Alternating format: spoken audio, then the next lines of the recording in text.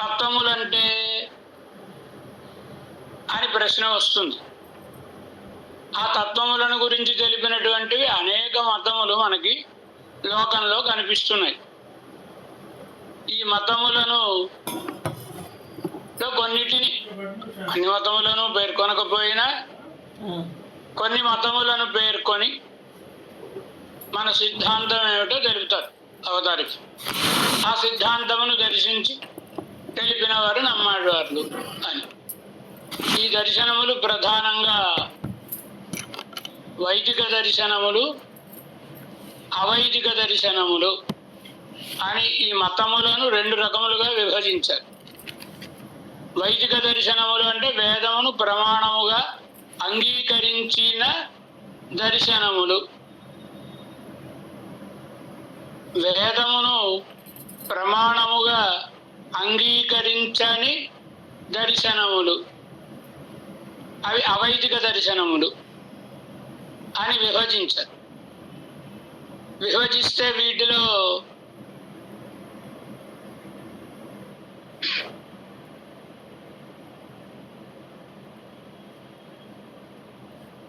కొన్ని బౌద్ధులు 4 తెగలు, వాళ్ళు 4.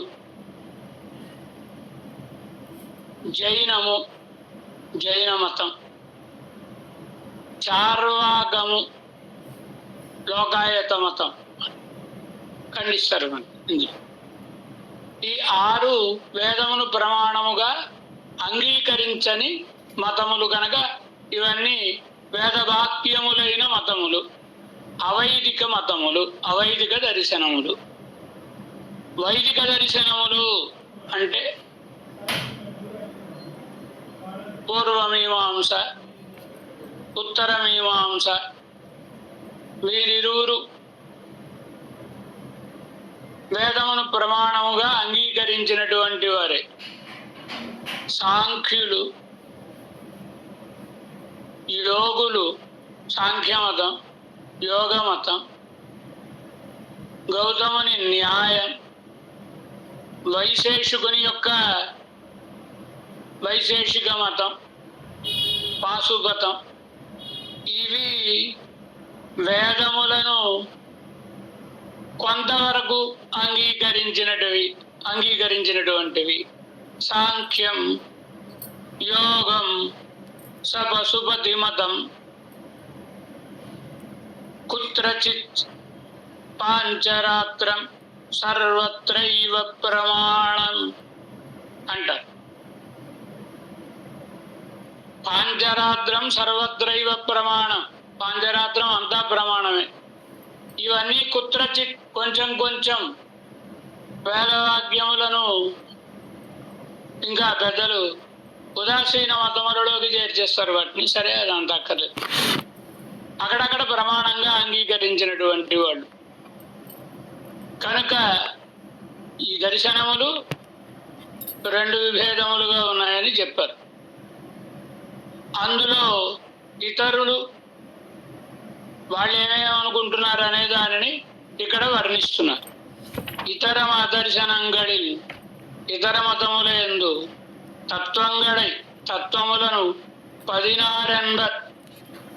16 అనేటటువంటి వాళ్ళు, ఆరెందారాయ్ 6 అనేటటువంటి వారై, బహుప్రకారంగడిలే అనేక విధములుగా విప్రతిపత్తి పన్నువర్హళ్.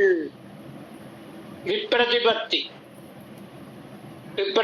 అనే మాటకి అర్థం ఏంటి? వివిధ ప్రతిపత్తి, విప్రతిపత్తి, అనేక రకములుగా అనుకొనుట. వాళ్ళు ఒకలా అనుకుంటారు, వీళ్ళు ఒకలా అనుకుంటారు. అలా దానికి ముందే సాధించారుగా 16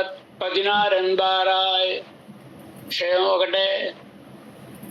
కొందరు 6 తత్వములంట, కొందరు 16 తత్వములంట.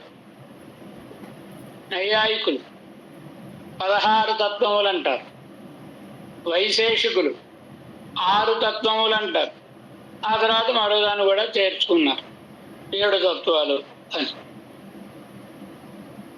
ఈ రెండింటినీ తరువాతి వారు నవీన న్యాయ శాస్త్రానికి వచ్చేటప్పటికి గంగేశోపాధ్యాయుడు అట్లాంటి వాళ్ళ దగ్గరికి వచ్చేటప్పటికి రెండింటినీ కలిపేశారు. కానీ ఇప్పుడు తర్కశాస్త్రం అంటున్నారు కదా. తర్కశాస్త్రం అంటే న్యాయము, వైశేషికము, ఇవి రెండూ కలిసి ఉంటాయి. న్యాయ దర్శనంలో ప్రమాణ పరిగణనంతో ప్రారంభమైతే, వైశేషిక దర్శనంలో ప్రమేయ పరిగణనంతో ప్రారంభం. అంటే అర్థం ఏమిటి? మనం కొంచెం విశదంగా ఇచ్చాం. తత్వములు 16 అని. ఏమిటి ఈ 16 తత్వములంటే? ప్రమాణములను న్యాయశాస్త్రకారుడు ప్రత్యక్ష, అనుమాన, ఉపమాన శబ్దాః ప్రమాణం. గౌతముని యొక్క మాట. గౌతముడు అంటే శ్రీరామాయణం కాలంలో కూడా పుట్టంకింపబడినటువంటి మహానుభావుడు. అంటే ప్రాచీన మతం అన్నమాట. న్యాయమతం అనేది ప్రాచీన మతం.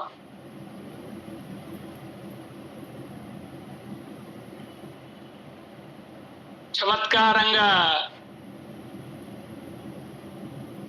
ఓ పెద్ద ఓ మాట చెప్పాడు. న్యాయశాస్త్రంలో న్యాయ శాస్త్రానుసారం ముక్తి అనగానేమి? గౌతముడు రామాయణం అనుకున్నాం కనుక ప్రాసంగికంగా చెప్తున్నాం ఈ మాట. ముక్తి అనగా పాషాణ కల్పదైవ ముక్తి. ఇది న్యాయశాస్త్రం చెప్పేటటువంటి మాట. పాషాణ కల్పదైవ ముక్తి అంటే అర్థం ఏంటి? ఇప్పుడు మనకి జ్ఞానం ఉంది కనుక ఏదో సుఖం, దుఃఖం, కష్టం, సుఖం అని అనుభవిస్తున్నావా? లేదా వేడి, చలి ఇవన్నీ అనుభవిస్తున్నావా? రాతికి ఏమైనా సుఖం ఉంటుందా? రాతికి ఏమైనా దుఃఖం ఉంటుందా? ఏముండదుగా. వేడి, చలి ఏముండవుగా రాతికి. అలా ఉండడమే ముక్తి అంటే.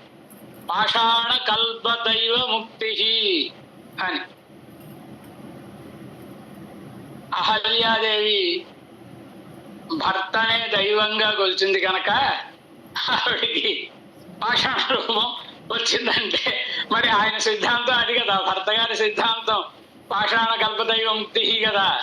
మరి ఆయన్ని సేవించి సేవించి సేవించి ఉండడం వల్ల ఈవిడు కూడా పాషాణ రూపం వచ్చింది.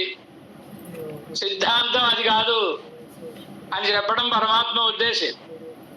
అది న్యాయం అవసరమే.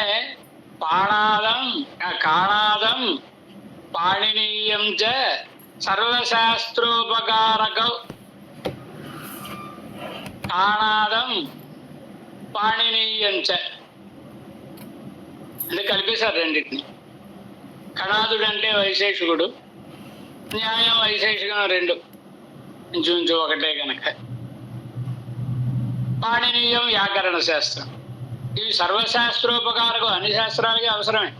ఏదైనా వస్తుతత్వాన్ని నిరూపించాలంటే, శాస్త్రీయంగా నిరూపించాలంటే తర్కశాస్త్రం అవసరమే. కానీ పట్టి తర్కమే ప్రమాణం కాదు. వేదాంత శాస్త్రానికి అనుగుణమైనటువంటి తర్కం, శాస్త్రానికి అనుగుణమైన తర్కం ఏదో అది ప్రమాణం. శాస్త్రావిరుద్ధమైన తర్కం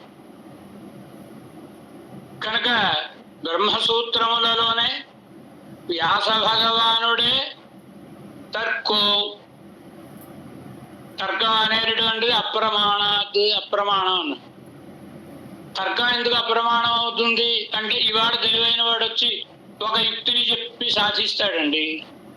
రేపు ఇతడి కంటే తెలివైన వాడు వస్తే ఈ యుక్తిని కొట్టేసి ఆయన యుక్తిని చెప్తాడండి. తర్క అప్రతిష్టాత్ అన్నాడు. ఇది సూత్రం. అప్రతిష్టం, నిలకడగా ఉండదు. తెలివైన వాడు వచ్చినప్పుడల్లా ఈ యోజనలు మారిపోతూ ఉంటాయి. కనుక మనకి నిర్ధారణ ఎక్కడవుతుంది ఏది తత్వం అనేది? కనుక తర్కంగా అవిచాల్యమైనది ఏది? ఎవరి చేత చలింపజేయబడడానికి ఆస్కారం లేనిది శాస్త్రం, వేదం. వేదం అనేటటువంటిది పరమ ప్రమాణం. మరి ఇంకెవళ్ళు దాని ఆ వాక్యములను మార్చలేరు. అది ఉత్తరాది అయినా దక్షిణాది అయినా ఎక్కడైనా వేదవాక్యం అలా ఉండాల్సిందే. ఎవరు మార్చలేరుగా. స్వరంతో పాటుగా ఎవరు మార్చలేరుగా. వేదానికి స్వరం ప్రధానం. స్వరాన్ని బట్టి అర్థాన్ని నిర్ధారణం చేస్తారు కనుక ఆ మాట కావ్యప్రకాశ గారుడు చెప్తాడు, ఇంకా వెళ్ళివాడు. సరే, కనుక న్యాయశాస్త్రం అనేటటువంటిది ప్రమాణం కాదని పరమాత్మ, మరి నిజంగా ముక్తి అదే అయితే ఆ ముక్తిలో ఉండిపోవాలి కావిడ. అది ముక్తి కాదమ్మా అని తన పాద రజస్సుతో ఆ రాతిని స్పృశించి నాతిని చేశాడా లేదా భగవానుడు? ఎందుకు నాతిని చేశాడండి? నాతి అంటే స్త్రీ అని అర్థం. ఎందుకు నాతిని చేశాడు? మరి జీవ లక్షణం అదే, శేషత్వం కదా, పారతంత్ర్యం కదా జీవ లక్షణం.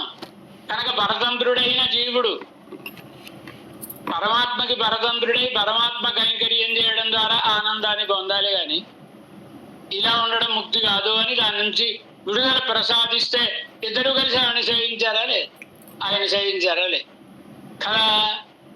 ఇది చమత్కారంగా మనం చెప్పుకున్నమాట.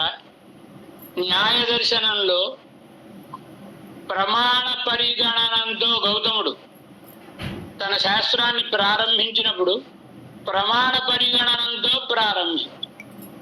అదే మనకి మూలంలో ఏమని సాధిస్తున్నారు?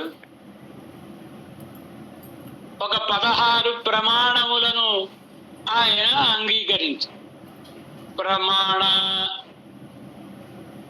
ప్రమేయ ఇచ్చాము. అందులో ఏమన్నా ప్రమాణ వరుసగా ఇచ్చాం, ఆ వాక్యం ఇచ్చేసామా?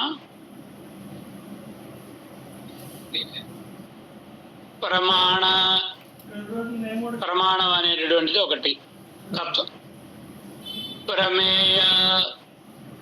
ప్రమేయము, ప్రమాణము అంటే ప్రమాకరణమైనది ప్రమాణము. ప్రమితి జనకం ప్రమాణం. ఎలా అనుకునేవారు? ప్రమా అనే వాటికి అర్థం ఏమిటి? 2 పదాలు, ప్రమ, భ్రమ. ప్రమ అంటే యథార్థమైన జ్ఞానము, భ్రమ అంటే అయథార్థమైన జ్ఞానము. ఒకదాన్ని మరోలా అనుకోవడం భ్రమ. ప్రమ అంటే యథార్థ జ్ఞానము. ప్రమాకరణం ఎలా కలుగుతుంది? మనకు యథార్థ జ్ఞానం ఎలా కలుగుతుంది? దానికి మళ్ళా గౌతముడి తర్వాత సరి తర్వాత ముందు మూలంలోకి వెళ్ళిపోదు. ప్రమాణము, ప్రమేయం. ప్రమాణము ద్వారా మనం గ్రహించేటటువంటిది విషయం ఏదైతే ఉందో, పదార్థమో మరొకటో అది ప్రమేయము. ప్రమాణం చేత ప్రమాదావానావన్ ప్రమాణத்தை கொண்டிరే ప్రమేయத்தை నిశ్చయిప్పదు. త్రివచన భూషణంలో మనవాళ మామునుల శ్రీ సూక్తి. ప్రమాత యథార్థాన్ని నిర్ధారించేవాడు. అన్నం తినేసేయండి, మీకు ఆకలి మళ్ళీ. ఆయన ప్రమాణాన్ని పుచ్చుకుని కదా ఇది ఈ శాస్త్రం చేత చెప్పబడే ప్రమేయము అని నిర్ధారించున్నది అని వారి సూక్తి. కనుక ప్రమేయ ఒకటే కాదు సంజయ్, ఆ ప్రమాణం చేత సాధింపబడేటటువంటివి. సంశయ, ప్యాకెట్ ఓపెన్ చేసి సంశయం అంటే అదా ఇక అంకేవో కొన్ని హేతు సందేహం అన్నమాట. ప్రయోజనం, అసలు ఈ శాస్త్రంతో మనం దేన్ని సాధించదలుచుకున్నాం, ఏ అర్థాన్ని సాధించదలుచుకున్నాం? ప్రయోజనం. మన మనసుకి బాగా పట్టాలంటే దృష్టాంతం, ఉదాహరణ చూపిస్తాం. దీన్ని బట్టి తర్వాత నిర్ధారించేది, ఈ ప్రమాణములను అన్నిటినీ చూసి నిర్ధారించేది సిద్ధాంతం. అనువైన నిర్వచనాలు చెప్పారనుకోండి, సిద్ధాంతం. అలా సిద్ధాంతం చేయాలంటే దానికి కావలసిన అవయవములు ఏవో పంచావయవాక్యం ప్రయోగం. అవతలి వాడి మనసులో మనం చెప్పినది యథార్థమని పట్టాలంటే ఇప్పుడు కనుక చెప్పినటువంటి దృష్టాంతాదులని వాటన్నిటితోటి ఒక 5 వాక్యములను ప్రయోగిస్తే, 5 అవయవములు కలిగిన వాక్యాన్ని ప్రయోగిస్తే అది వాడికి యథార్థ జ్ఞానాన్ని కలుగజేస్తుంది కనుక అది తర్కము. తర్కము అంటే ప్రమాణానుగుణమైనటువంటి ఊహ. తర్కము. నిర్ణయము, ఇదిగో ఇది ఇలా అని నిర్ణయం చేయడు. వాదము. వాదం అంటే ఇది గొప్పది. యథార్థమైన విషయాన్ని తెలుసుకోవడం కోసమని ప్రమాణములతో చేసేటటువంటిది ఏదైతే ఉంటుందో అది వాదము. అక్కడ యథార్థమైన విషయాన్ని నిరూపించడమే లక్ష్యం.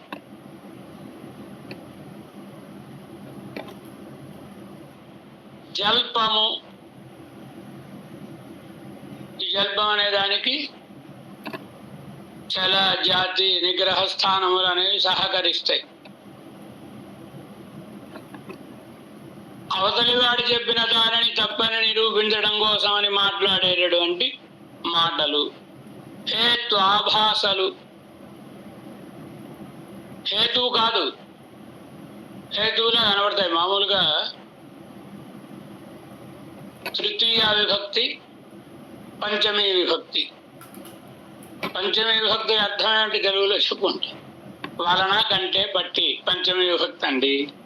చేత, చే, తోడ, తో తృతీయ విభక్తి అండి కదా. చేత అనుందిగా, అందుచేత, ఆ కారణం చేత, ఆ హేతువు చేత అని అనిపిస్తుంది.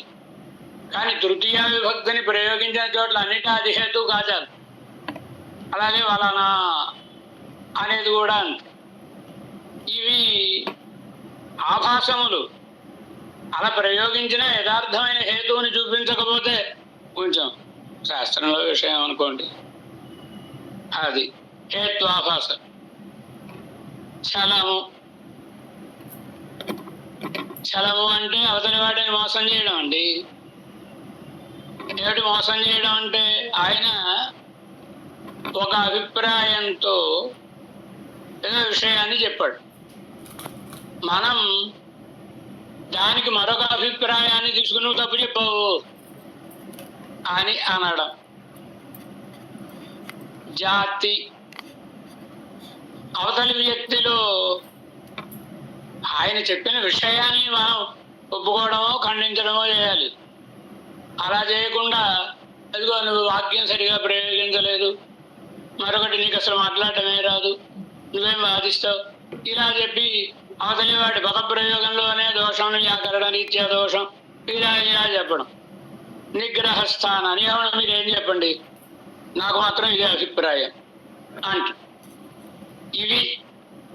వీటిని 16 తత్వములు అన్నారండి ఆయన. ఇవి 16 తత్వములు అంటే ప్రమాణములు. ఏదైనా ఒక విషయాన్ని మనం గ్రహించడానికి ఇవి ప్రమాణములు అని అర్థం. కానీ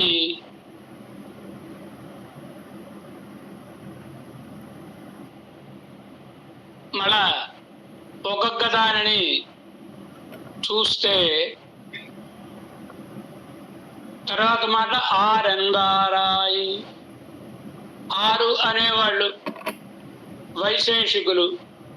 ద్రవ్య, గుణ,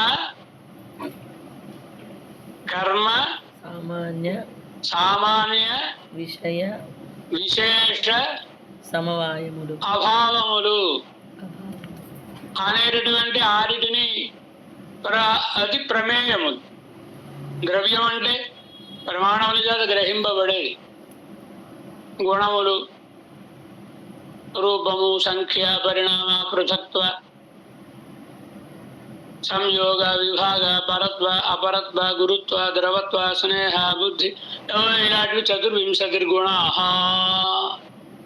24 గుణములు.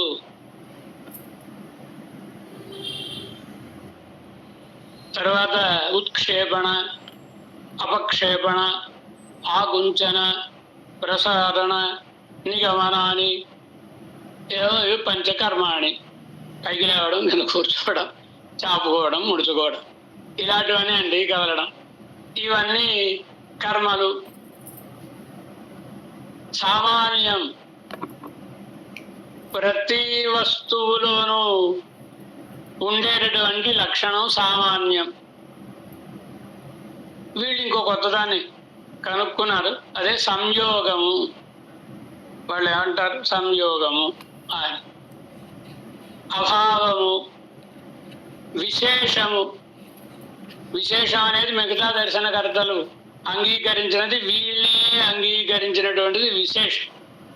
విశేషం అంటే ఇప్పుడు ఒకే ఆకారంలో 2 కుండలు చేశారని, ఆ కుండలో 2 ఒకే రకంగా ఉంటాయి, సైజు ఒకటే, రంగు ఒకటే, అన్నీ ఒకటే. కానీ ఆ కుండ వేరు, ఈ కుండ వేరు. ఆ కుండ కంటే దీనిలో వేరుబాటుదనం ఉంది, ఈ కుండ కంటే ఆ కుండలో వేరుబాటుదనం ఉందా లేదా? రూపం మిగతావన్నీ ఒకటే అయినా అది ఆ మూర్తి మాత్ర పరిమితమైనటువంటి లక్షణం. ఇది వీళ్ళ అదనంగా అంగీకరించినటువంటిది. సమవాయ సంబంధం అనేది ఒకటి, అపృథక్ సిద్ధ సంబంధం అని మనం వేదాంతులు చెప్పేటటువంటి దాన్ని సమవాయ సంబంధము అంటే కూడా ఉండేటటువంటి లక్షణము అనే దానిని వీరు అంగీకరిస్తారు. ఇవి ఆరెన్బారాయి, 6 అనేటటువంటి వాళ్ళు. అలా ఒకటొకటి మనం చూసాం అనుకోండి. ప్రమాణ, ప్రమేయ. ప్రమాణం అంటే ప్రత్యక్ష, అనుమాన,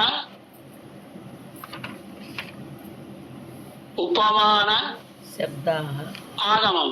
శబ్దం. ఆగమం అంటే ఆప్తోపవాక్యం, ఆప్తుని యొక్క వాక్యం. ఆప్తోపదేశం అనుకోండి, ఆప్తుల ఉపదేశం, అది శబ్దం. ప్రత్యక్షం అంటే ఇంద్రియార్థ సన్నికర్ష జన్యం జ్ఞానం ప్రత్యక్షం అని.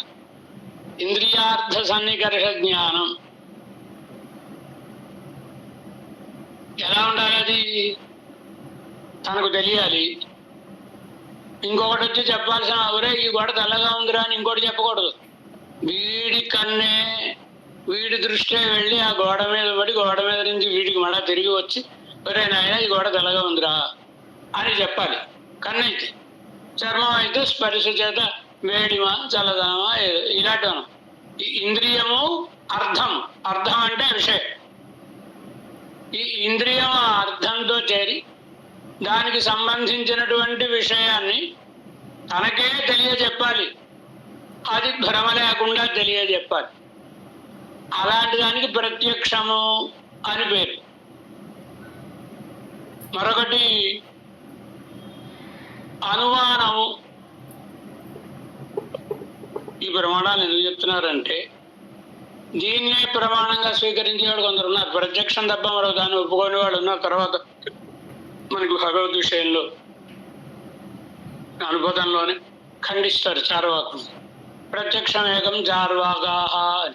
కొందరు కొన్ని ప్రమాణములను మాత్రమే అంగీకరించినటువంటి వారు, అన్ని ప్రమాణములను అంగీకరించినటువంటి వారు. వేదాంతులు ఊరికే ప్రమాణాలని అలా పెంచేసుకోవడం వల్ల ప్రయోజనం ఏమిటి? అన్ని ప్రమాణములు 3 ప్రమాణములలో అంతర్భవించిపోతాయి కనుక 3 ప్రమాణములు: ప్రత్యక్షము, అనుమానము, శబ్దము. వీటిలోనే అన్నిటినీ చేర్చేయవచ్చును అని అంగీకరించినటువంటి వారు. అనుమానం అంటే మానాధీన మేయ సిద్ధి. ఎప్పుడైనా ఏదైనా ఒక విషయాన్ని మనం తెలుసుకున్నామంటే దానికి ఏదో ప్రమాణం ఉంటుంది. ఆయన పట్టుగా ఉన్నాడండి, పట్టుగా ఉన్నాడంటే కంటితోటి చూసామని. ఇది చల్లగా ఉందండి, వెచ్చగా ఉందండి అంటే స్పర్శేంద్రియంతో దాన్ని ఏదో తొక్కు దాన్ని స్పృశించి ఆనందంగా చెప్పేశారు కదండి. తెలుగులో తొక్క అంటారు కదండి. ఈ పైన ఉన్నది తొక్కే కదా, కనుక త్వగింద్రియం దాన్ని తెలుగులో తొక్క.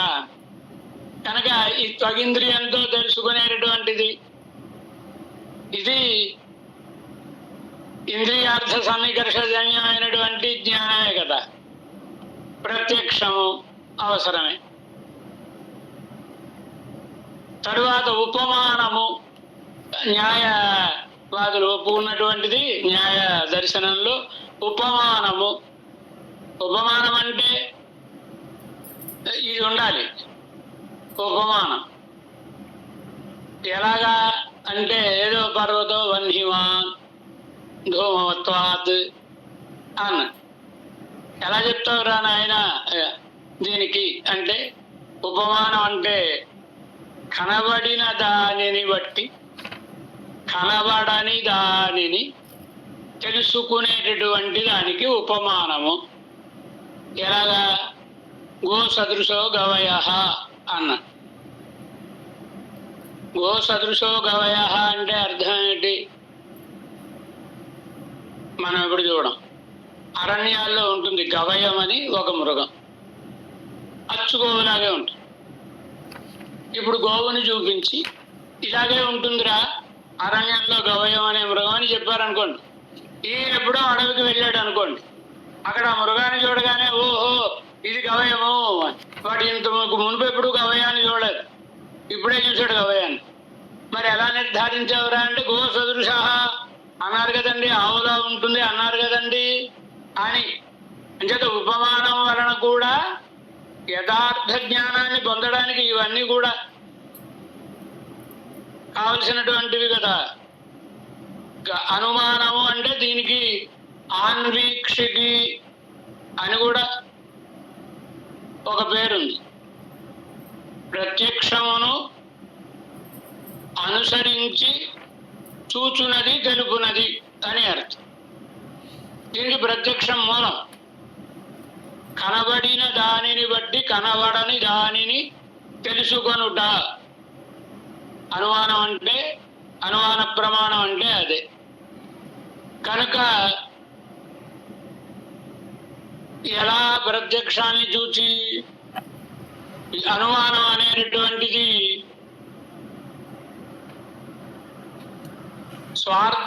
రెండు రకాలు, స్వార్థానుమానము పరార్థానుమానము అని.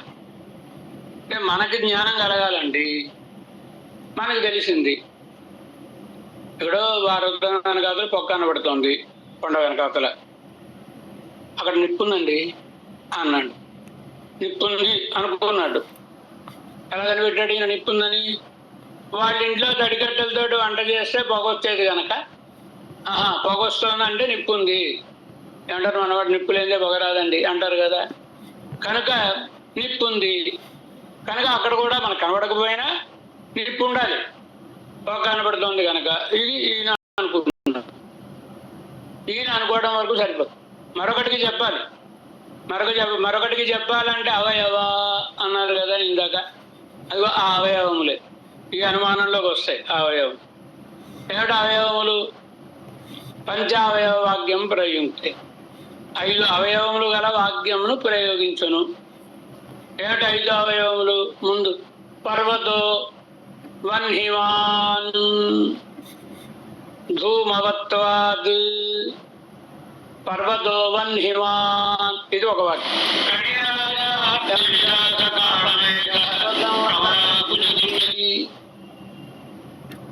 ఎలాగనుకున్నాయా?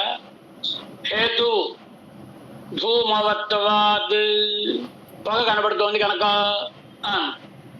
ప్రతిజ్ఞ హేతు దృష్టాంత. పొగ కనబడితే నిప్పున్నట్టేనా అంటాడు. అంటే యథామహానస.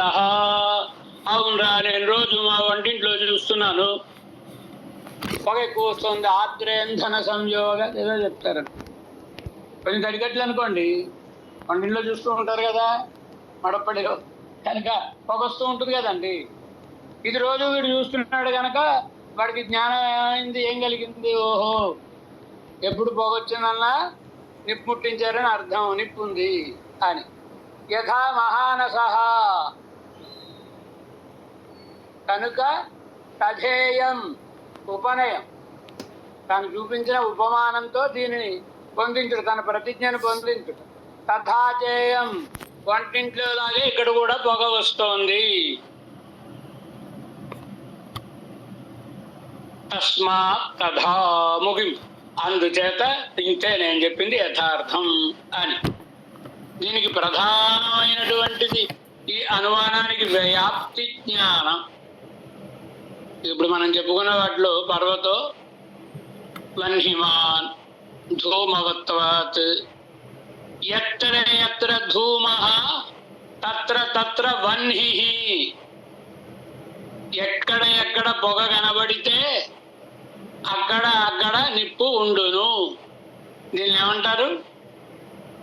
అన్వయ వ్యాప్తి అంటారు. దీనికి వల్ల వ్యతిరేక వ్యాప్తి అని మరొకటి ఉంటుంది. వ్యతిరేక వ్యాప్తి అంటే ఇప్పుడు ఏం చెప్పాడండి? ఎక్కడ ఎక్కడ పొగ ఉండును అక్కడ అక్కడ నిప్పు ఉండును, ఎక్కడ ఎక్కడ పొగ ఉండదు అక్కడ అక్కడ నిప్పు ఉండదు అని చెప్పకూడదు. మరి ఏం చెప్పాలి? ఎక్కడ ఎక్కడ నిప్పు ఉండదో అక్కడ అక్కడ పొగ ఉండదు అని చెప్పాలి తప్ప. అంటే వ్యతిరేక వ్యాప్తికి అన్వయ వ్యాప్తికి తేడా ఇది. ఎంత గొప్ప వాళ్ళైనా పొరపాటు పడుతూ ఉంటారు. శృతి గీతలు, భాగవతం, ఈ శృతి గీతలని తెరింగించాడు పోతన గారు. ఆయన కూడా ఈ అన్వయ వ్యాప్తి వ్యతిరేక వ్యాప్తి దగ్గర పొరపాటు పడి రాసేశారు వచనం, శృతి గీతలలో వచనంలో. కనుక జాగ్రత్తగా చూసుకో. ఎందుకని అంటే యథాయో గోళక అంటారు, తప్తాయ పిండ అంటారు. బాగా కాల్చిన ఇనపగుండు ఎర్రగా ఉంటుంది కానీ పొగే ఉండదు. మీరు ఈ రీరోలింగ్ మిల్స్ ఉంటాయి కదా, అక్కడ చూస్తే తెలుస్తుంది. ఈ రాట్లో స్టీల్ ప్లాంట్లు వాటిలో పొగ ఉండదు, నిప్పు ఉంటుంది. అదిగో స్టీల్ ప్లాంట్ వాళ్ళు ఇక్కడే ఉన్నారు. కనుక అందుచేత నిప్పు ఉన్న ప్రతి చోట పొగ ఉండును అనడం కుదరదు. కానీ పొగ ఉన్న ప్రతి చోట నిప్పు ఉండును. ఎంచేత కారణం లేకుండా కార్యం కలగదు. దీనికి సాహచర్య నియమము. ఏమిటి పేరు దీనికి? సాహచర్య నియమము, పరామర్శజన్యం జ్ఞానం. ఏమన్నా చెప్పండి. వ్యాప్తి, వ్యాప్తి అంటే ఎక్కడ నిప్పున్నా ఎక్కడ పొగ ఉన్నా అక్కడ నిప్పు ఉండుడే. ఇది వ్యాప్తి జ్ఞానం, పరామర్శ. ఇది 5 వాక్యములు. ఈ 5 వాక్యములతో అనుమానం అనేది పరార్థానుమానం. అవతలి వాడికి నమ్మకం కలగాలిగా. వాడెందుకు నమ్ముతాడు? అక్కడెక్కడో నిప్పు ఉందంటే. అంటే వాడికి నమ్మకం కలగాలంటే ఇదివరా ఇలా చూడరా అని. పొగ లేకపోతే నిప్పు ఉండదు, నిప్పు లేకపోతే పొగ ఉండదు. దానికి ఒక ఉదాహరణ చెప్పు. యథా మహాకరద, చెరువు అండి. చెరువులో పొగ వస్తుందా? ఎందుకు రావడం లేదు? అందులో నిప్పు లేదు కనుక. వీడియోలో ఓపెన్ నిప్పు ఉంటే పొగ వస్తుంది. అది వ్యతిరేక.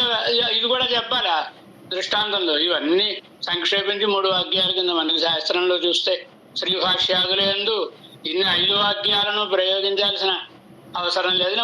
3 మాత్రం ప్రయోగించి తమకు కావలసిన సిద్ధాంతార్థంగా దాన్ని నిరూపిస్తారు. ఇలా వీళ్ళకి అనుమానము అంటే చాలా అనుమానములు. శాస్త్రకారులు భిన్న భిన్న శాస్త్రకారులు అనేకమైనటువంటి ప్రమాణములను అంగీకరించారు. ఆ ప్రమాణముల్లో కొన్నిటిని మనం చెప్పుకుంటున్నాం. ఆప్తోపదేశం, ఆప్తులైన వారు ఉపదేశించిన శబ్దం కూడా ప్రమాణమే. మనం అన్నీ చూస్తున్నాం. పెద్దవాడు చెప్తే నమ్ముతున్నావా లేదా? మొదటి రోజే మనం చెప్పుకున్నాగా ఆప్తులు అంటే. కనుక అలా ఇవి ప్రమాణములు. మరొకటి ఉపలబ్ధి, మరొకటి ఉపపత్తి,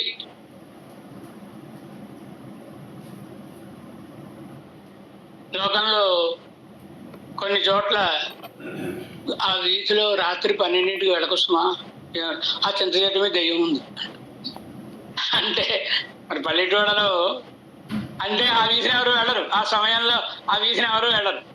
దీనికేంటి శాస్త్రం ఏమైనా చెప్పిందా? శాస్త్రం ఏం చెప్పలేదు. మరి ఎలా చెప్పావయ్యా అంటే పూర్వం నుంచి ఎవరో ముత్తాత గారి కాలం నుంచి ఆ మాట వస్తుంది. అది చెవిలో పడింది. చెవిలో పడితే ఆ మాటను కూడా ప్రమాణంగా స్వీకరించేవాళ్ళు కొందరు ఉన్నారు. దీనిని ఆప్తవాక్యంలో చేర్చేసిన కనుక దీన్ని ప్రమాణంగా అంగీకరించాల్సిన అవసరం లేదు. తర్వాత ఎరా 50 రూపాయలు ఉన్నాయంటే నీ దగ్గర అడిగితే లేదురా 100 రూపాయలే ఉన్నాయన్నా అనుకోండి, అంటే అర్థం ఏంటి? 100 ఉన్నాయంటే 50 ఉన్నాయనే కదా అర్థం. దీన్ని సంభవము అనే ఒక ఇది అక్కర్లేదు, దీన్ని అనుమానంలోకి చేర్చేయచ్చు. మరొకటి ఉపపత్తి. దేవదత్త దివాన భుంక్తే. దేవదత్తుడి మధ్యన పగటిపూట సాపాటు మానేశాడు. వాడు చూస్తే కొత్తగా ఉన్నాడు, బాగానే ఉన్నాడు. మరి సాపాటు మానేస్తే చిక్కాలిగా. ఎందుకు చిక్కలేదు వీడు? రాత్రౌ భుంక్తే. ఆ పగటిది రాత్రిది కలిపి రాత్రి చేసేస్తున్నాడు కనుక మనిషి ఏం తగలేదు. దేని బట్టి ఊహించావయ్యా? పీవా బాగా లావుగా ఉన్నాడు కనుక ఈ పగటిది కూడా రాత్రి తినేస్తున్నాడని అర్థం. పగటి తినలేదు అంటే రాత్రి తింటున్నాడు అని అర్థము. ఇదేంటి? ఇది ఉపపత్తిని బట్టి అది చూస్తే తెలియాలిగా. కళ్ళు బిక్కుపోవడం, కళ్ళ దగ్గర నల్లజారికలు వచ్చేయడం ఏమైనట్టునే వస్తాయి కదండి సాపాటు మానేస్తే. మరి అలాంటి ఏం రాలేదు కనుక దీని అనుమానంలోకి చేర్చేయచ్చుగా, ఇబ్బంది ఏం లేదు. కనుక ఊరికే ప్రమాణాన్ని పెంచుకోవడం అనవసరం. ప్రత్యక్ష, అనుమాన, ఆగమములు అనే 3 ప్రమాణములను అంగీకరిస్తే చాలును అని. ప్రమేయం అంటే ప్రమాణం చేత నిర్ధారింపబడేటటువంటిది ప్రమేయము అని. గ్రిల్స్ లో పెట్టారా? ఇక అదే సంశయము. సందేహం అంటే అర్థం ఏంటి? దొంగయ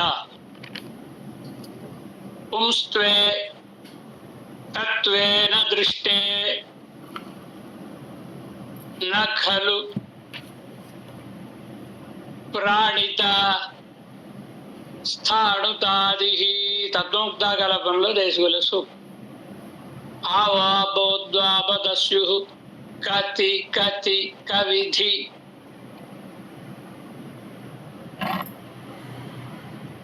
ఏమంటారు? చీకటి. అక్కడ ఎవరో ఏదో దొంగని జారబెట్టారండి ఈ గోడకి.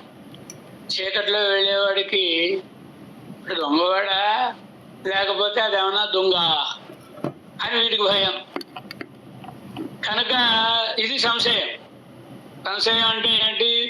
భావాభావ కోటిద్వయ విశిష్టం. అవుననే భావం ఒకటి, అవుననే మాట ఒకటి, లేదండి కాదండి అనే మాట ఒకటి. ఈ అవును కాదు అనే 2 కలిస్తే సంశయం. అవునా కాదా ఇదిగా మనకి. కనుక సంశయ అంటే ఇది. యథార్థ జ్ఞానం ప్రత్యక్షము. ఏదో వెనక చెప్పాను ప్రమాణాన్ని. ప్రత్యక్షం చేత పుంస్త్వే తత్వేన దృష్టే.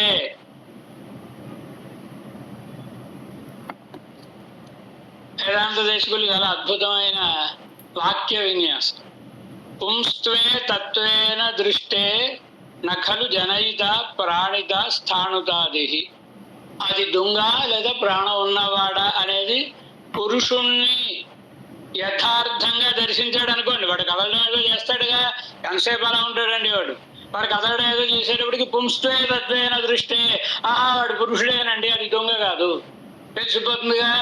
ఇది మామూలు అర్థం, ప్రాణిత స్థాణుతాది అని. అది దేశిక ప్రయోగం కదా. పుంస్త్వే తత్వేన దృష్టే. పుంస్త్వే అంటే పురుషుడు. పురుషుడు అంటే ఎవరు? కేవలం భగవానుడు శ్రీమన్నారాయణుడు మాత్రమే. పురుష సూక్తం భగవానుడు చెప్పిందిగా. కనుక పురుష సూక్తంలో చెప్పిన రీతిగా పరమాత్మ విషయాన్ని యథార్థంగా తెలుసుకుంటే స్థాణుతాది న జనయిత.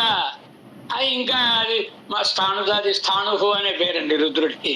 కనుక రుద్రుడు పరతత్వమా బ్రహ్మ పరతత్వమా అనే సందేహమే కలగదు. పుంస్తే తత్వేన దృష్టే, పరమాత్మని యథార్థంగా తెలుసుకున్నప్పుడు. ఇది ఇందుకోసమని ఆ దేశకుల యొక్క వాక్యంలో ఉండే విశేషం. కనుక భావాభావ కోటిద్వయ విశిష్టమైనటువంటి జ్ఞానం ఏదైతే ఉంటుందో అది సంశయము అనబడు. యముద్దిశ్య యమధికృత్య ప్రవర్తతే శాస్త్రం తత్ప్రయోజనం. అసలు వాదన దేని గురించి? ఏదో ఒకటి సాధించాలని కదా, తెల్లదో నల్లదో ఏదో ఒకటి సాధించాలని కదా. వినత కద్రువ ఇద్దరు పెడుతూ ఉంటే దూరంగా తెల్లటి గుర్రం కనబడింది. ఉచ్ఛేశ్రం తెల్లగా ఉంటుంది. కొందరికి అవతలి వాడు అన్న మాటను ఒప్పుకోవడం ఇష్టం ఉండదు. కనుక వినత కద్రువ ఇద్దరు కశ్యప ప్రజాపతి భార్యలు అపజల్లే. వినతంది అక్క అక్క ఆ గుర్రం ఎంత తెల్లగా ఉందో చూడవే. ఇవి ఎదటి వాళ్ళు అన్నదాన్ని మరి ఒప్పుకోకూడదుగా. కద్రు అంటే పాముల తల్లి, ఈ సర్పాలు కనడికి తల్లి. అంతా బాగానే ఉంది, నా తోక ఒకటి నల్లగా ఉందంటే అని చెప్తుంది. లేదక్క సరిగా చూడు తోక కూడా తెల్లగానే ఉంది అని చెప్తుంది. ఇద్దరికి మాట మాట పెరిగింది. సరే ఇప్పుడు ఆ గుర్రం అంతా తెల్లగా ఉంటే నేను నీకు దాస్యం చేస్తాను, తోక ఒకటి నల్లగా ఉంటే నువ్వు నాకు దాస్యం చేయాలి. ఈవినింగ్ వాక్లు ఇప్పుడు కాదు, అప్పటి నుంచే ఆరంభం. ఈవినింగ్ వాక్ చేస్తున్నారు వాళ్ళిద్దరు. అలా చేస్తూ ఉంటే కనబడింది. ఇంకా చీకటి పడిపోతుంది, దగ్గరికి వెళ్ళి ఆ గుర్రాన్ని చూసే అవకాశం లేదు. సరే రేపు సాయంత్రం వచ్చినప్పుడు చూసుకుందాం మనం అనుకుందాం. ఇంటికి వెళ్ళిన తర్వాత కద్రుకి తెలుసు ఆ గుర్రం అంతా తలగా ఉంది. ఎవరైనా వెళ్ళి ఆ తోకకి చుట్టుకోండి, దూరం నుంచి చూస్తే ఆ తోక నల్లగా కనబడుతుంది అని అది అదో కథ. ఎవడో ఒకటి కరుకోటం వాడెవడో వెళ్ళి సరే చుట్టుకున్నాడు. తల్లికి భయపడిపోయి అది శపించేసింది ఆవిడ. మీరందరూ జనమేజేట్ చేసి అగ్నిహోత్రంలో ఒకటి దగ్ధమైపోతారని, పాములను అన్నింటినీ మాట వినలేదని తప్పు తప్పు అన్నారని శపించేసింది కదా. కార్ద్రవేయులు సప్త పాతాళములలో ఒక లోకంలో ఉండేవాళ్ళు కార్ద్రవేయులు. కద్రు సంతతి అంతా ఒక లోకంలో ఉంటారు. చాలా తీవ్రమైన కోపం కలిగినటువంటి వాడే ఉంటారు, వర్ణిస్తారు భాగవతంలో. మర్నాడు అలా చెప్పుకుంటారు. సరే తర్వాత కథ. కనుక ఇప్పుడు అవును కాదు అనే కోటిద్వయ విశిష్టమైనటువంటిది ఏదో అది సంశయం.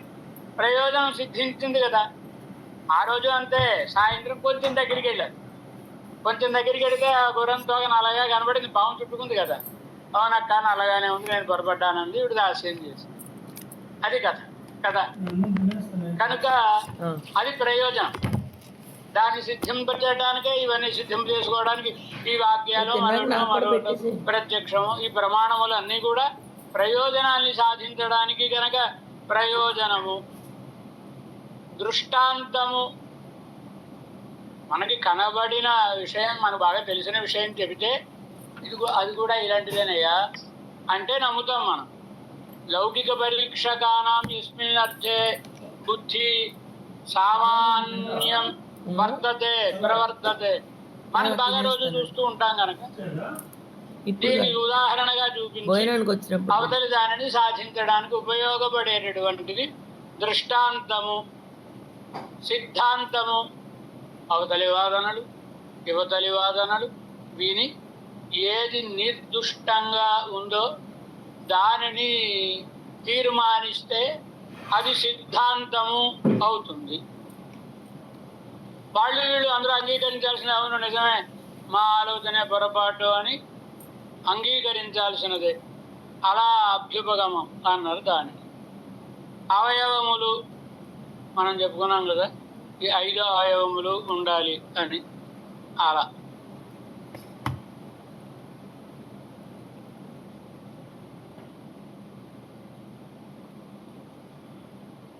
ఎక్కడైనా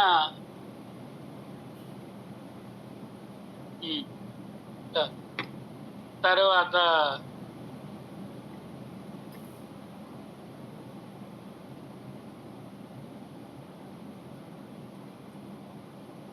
వాదము. భగవానుడు భగవద్గీతలో వాద ప్రవదతామహం. వాదనలు అంటే ఇప్పుడు చెప్పినటువంటి వాదనలు అనేకం ఉన్నాయి. జల్పము, వితండ ఇత్యాదులన్నీ ఉన్నాయి. వీటిలో వాదం అనేది నేను అన్నాడు. అంటే ఉత్కృష్టమైనది ఏదో దానిని ఎంచుకొని కదా భగవద్గీతలో విభూతి యోగంలో పరమాత్మ తెలిపినది. కానీ ఇక్కడ వాద ప్రవదతామహం, వాదించేవాడలో వాదాన్ని నేను అన్న. వాదం అంటే అర్థమేమిటి? అవతలివాడి మాటను విని తాను ఒక వాదనను చేసి ఈ వాదనని అవతలివాడు ఖండిస్తే మళ్ళా దానిని ఖండించి తన వాదనను నిరూపించడం, ప్రమాణములను అంగీకరించి తద్వారా యథార్థమైన వస్తువుని కనుగొనుటకై చేసేది వాదం.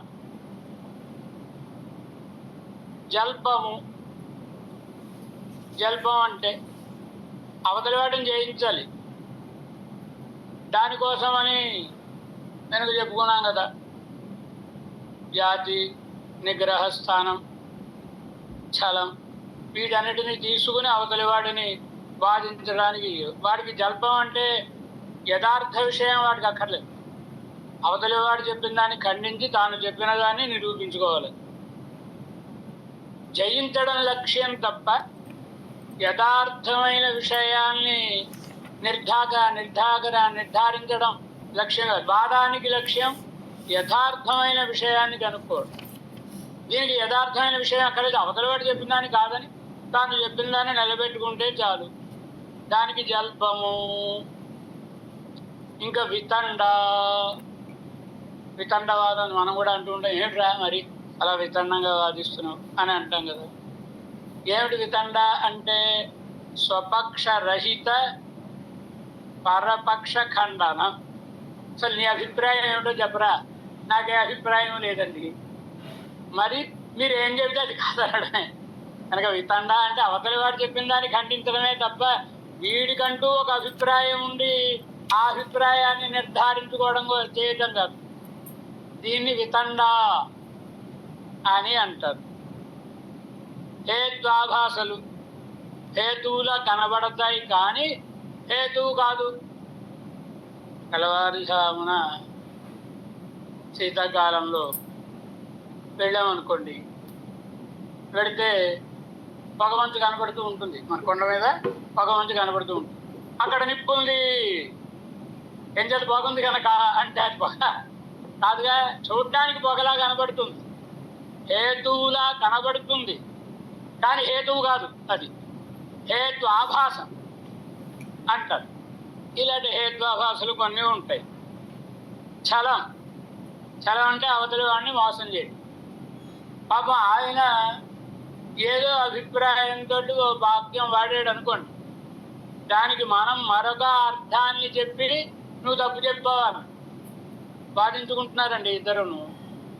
పెద్దవాళ్ళందరూ వస్తారుగా వాదించుకుంటుంటే చూడటానికి. ఒక ఆయన వచ్చాడు, కొత్త శాలువా వేసుకుని వచ్చాడు, శీతాకాలం కమ్మడి కప్పుకుని వచ్చాడు. ఈయన నవకంబళవా నయం పురుష అని అంటే అర్థం ఏంటి? నవ అనే మాటకి క్రొత్త అనే అర్థం.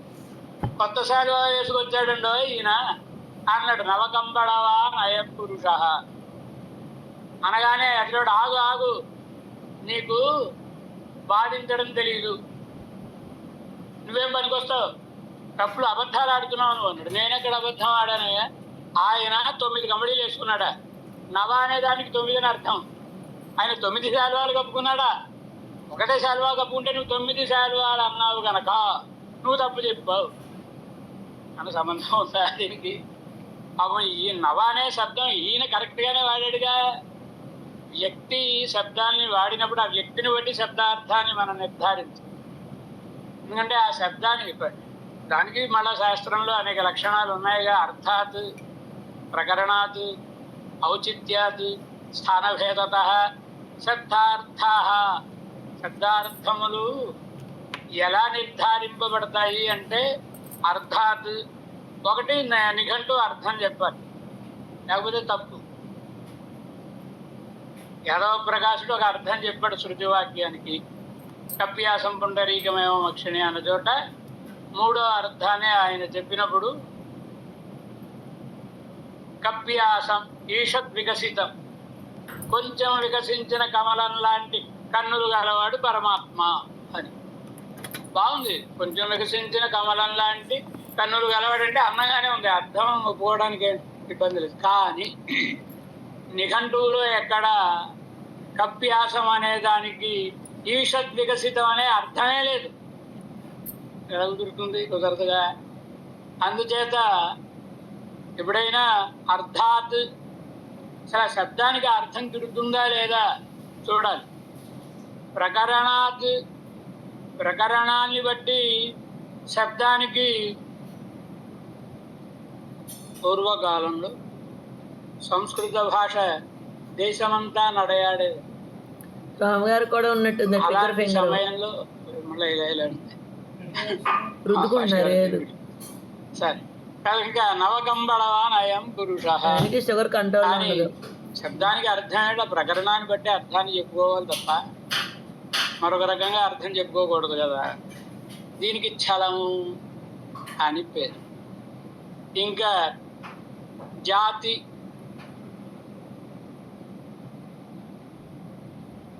నువ్వు ఇలా చెప్తున్నావు కదా, అలా ఎందుకు కాకూడదు అని వాదించడం. ఇలా అయినప్పుడు అలా ఎందుకు కాకూడదు? కొన్నిటికి ఈశ్వర సంకేతం ఉంటుందండి. నిప్పు చల్లగా ఎందుకు ఉండకూడదు? మంచు ఎందుకు కాల్చకూడదు? అనేది వెరసినది, అది భగవంతుడి నిర్ణయం. సైంటిస్టులు నిప్పు కాల్చును అంటే నిప్పు ఎందుకు కాలుస్తుంది అంటే వాళ్ళు చెప్పలేరు. భగవంతుడు ఆ నిప్పుకి కాల్చే శక్తిని పెట్టాడు, దాహక స్వభావాన్ని నిప్పుకు పెట్టాడు. నీరు ఎందుకు కాల్చకూడదు అంటే చెప్పలేము. అది భగవంతుని యొక్క సంకల్పం కదా. జాతి అంటే ఇలాంటివి అన్నీ తప్పులు. మరొకటి, ఆ మాట్లాడిన మాటల్లో నువ్వు సరిగా వాక్య ప్రయోగం చేయలేదు, అసలు రఘువంశం అయినా చదివావా, నువ్వు బాలరామాయణం అయినా చదివావా, చదివితే ఇలా ప్రయోగిస్తావా అని ఇలా అసలు విషయం పక్కదారి పట్టేస్తుంది. ముందు వీటితోటి పాపం అవతలివాడు. అంటే ఇవి కూడా కొన్ని పద్ధతులు. సాధారణంగా తేజోవధం అంటారు. అంటే తేజోవధము, తేజోహరణం. అవతలివాడి తేజస్సుని ముందు తగ్గించు. అవతలివాడిని భయపెట్టేసాం అనుకోండి, వాడి తేజస్సు తగ్గిపోయింది అనుకోండి, ఇంకో వాడు ఏం మాట్లాడుతున్నాడో వాడికి తెలియదు, మాట్లాడలేడు. దీన్ని తేజోవధం అంటారు. అలాంటి ప్రక్రియ ఆధునికంగా కూడా ఉన్నాయనుకోండి తేజోవధం అనేది.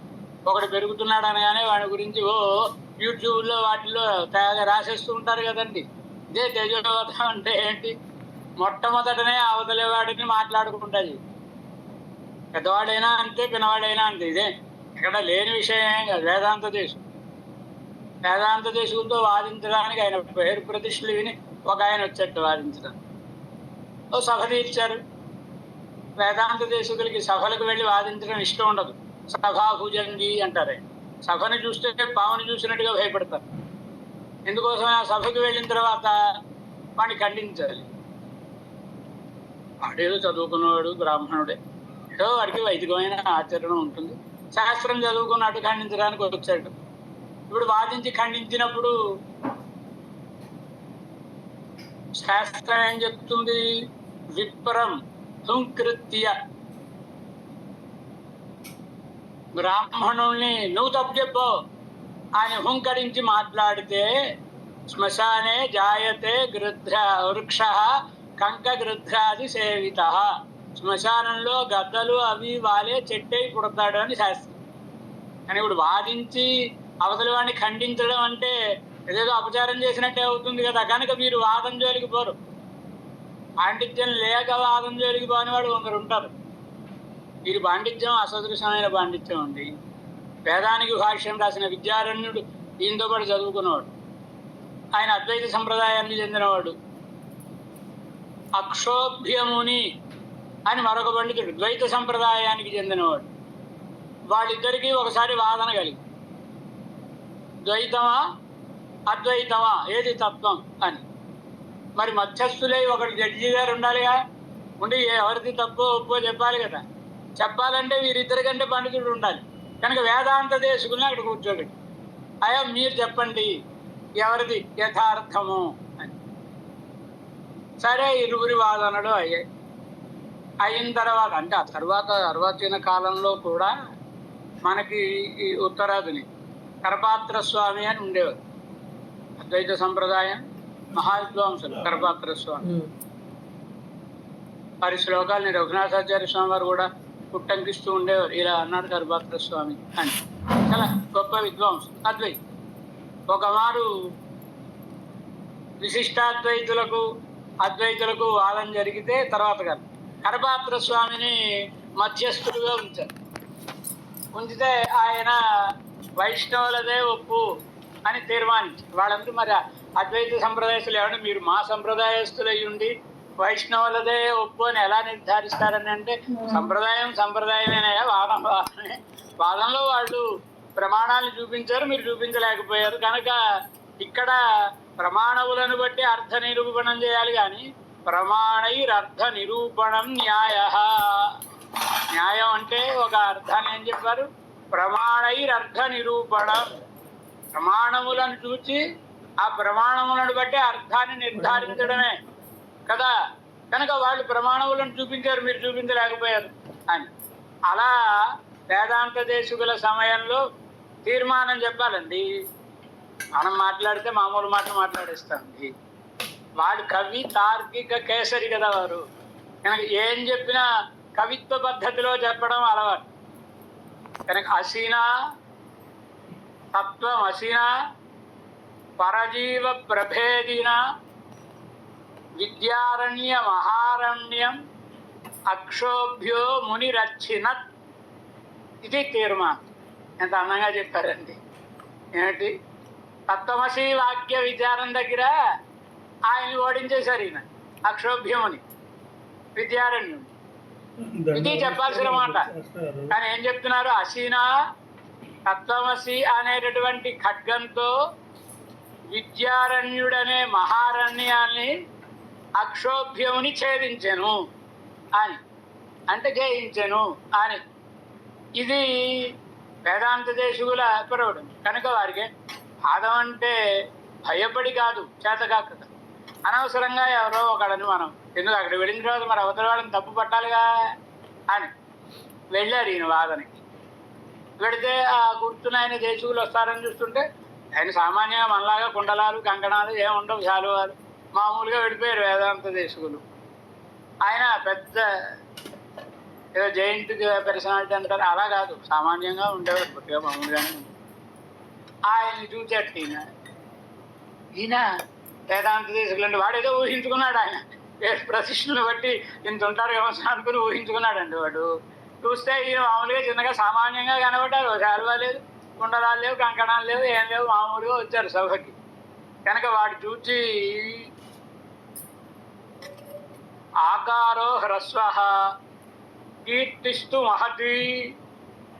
రూపం చూస్తే చిన్నగా ఉన్నాడు, కీర్తి చూస్తే దేశం అంతటా వ్యాపించిపోయింది. కీర్తిస్తూ మహతి అంటే దేశకులు ఆకారో నతు హ్రస్వ దీర్ఘ ఏవ, అక్కడి నుంచి ఖండన ఆరంభం. ఒరే వెర్రివాడ ఆకారము ఆ అంటాం కదండి. కనుక వ్యాకరణ శాస్త్రంలో హ్రస్వ దీర్ఘ ప్లుత 3 అని. దూరాద్ధూచే దూరంగా ఉన్నవాడిని పిలవాలని అనుకోండి, మనం గట్టిగా దీర్ఘం తీసి పిలుస్తాం కదండి, అది ప్లుతము అనబడు. ఏదో త్రికాలం మాత్ర త్రికాలం ఏదో ఇలా చెప్పారుగా. కనుక అందులో ఆ అంటే దీర్ఘం, ఆ అంటే హ్రస్వం. వీడేమంటున్నాడు? ఆకారస్తు హ్రస్వ, ఆకారము హ్రస్వము అని. ఆకారం హ్రస్వం ఎలా అవుతుందిరా, దీర్ఘం అవుతుంది కానీ అని ఖండన అక్కడి నుంచి ఆరంభం. ఇలా ఉంటాయండి ఇవన్నీ. గొప్పవాళ్ళైనా ఎవరైనా వాడికి అవతలి వాడి ముందు వాడు కొంచెం బెరుకుతనం వచ్చేస్తుంది. వాడికి ఏం మాట్లాడితే ఏం తప్పు ఈయన దగ్గర అని. అప్పుడు చాలా తేలిక అవతలి వాడిని వాదించి జయించడం అనేది తేలిక. కనుక ఇది కూడా దీన్ని జాతి ఇవన్నీ శాస్త్రంలో ఆయన చెప్పినటువంటివి. నిగ్రహస్థానం, నిగ్రహస్థానం అంటే విప్రతిపత్తి నిగ్రహస్థానం. మీరు 1000 చెప్పండి, 1,00,000 చెప్పండి, నా అభిప్రాయంలో ఇదే సిద్ధాంతం ఉంటుంది. మరి మారడు. ఇవి 16. ఈ 16టిని 16 16 అన్నారు కదా. 16 అనేవారు ఇతర దర్శనములలో. ఇంకా 6 అనేటటువంటి వాళ్ళు ద్రవ్య గుణ కర్మ సామాన్య విశేష సమవాయ. వీటి తర్వాత అభావం అనేదాన్ని ఒక దాన్ని చేర్చారు. కొందరు అంగీకరించారు, కొందరు అంగీకరించలేదు. ద్రవ్యము ప్రమాణం చేత గ్రహింపబడేది. ఆయన ప్రమాణములతో శాస్త్రాన్ని ఆరంభించాడు, ఈయన ప్రమేయములతో శాస్త్రాన్ని ఆరంభించాడు. అదే తేడా వైశేషికుడికి గౌతముడికి. వైశేషిక దర్శనానికి అక్షపాద క్షణభు దర్శనము అని. క్షణభుక్ అంటే కణభుక్ దర్శనము. కణాదుడు అంటే ఆయన నేల మీద రాలిన గింజలను ఏరుకుని తినేవాడు. అంత నిరాడంబుడు. వాళ్ళు లోకం కోసం శాస్త్రాన్ని చెప్పినవాడు కానీ కీర్తి ప్రతిష్టల కోసం శాస్త్రాన్ని చెప్పినవాడు కాదు కదా. కనుక కణభుక్ అని.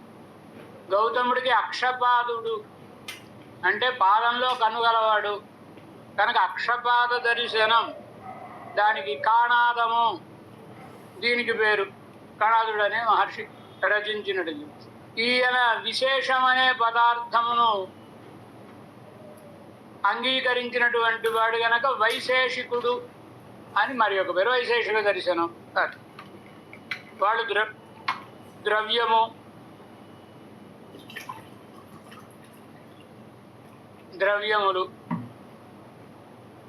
అంటే పృథివీ ఆపస్తేజస్సులు, ఆత్మ ఇత్యాది నవైవ.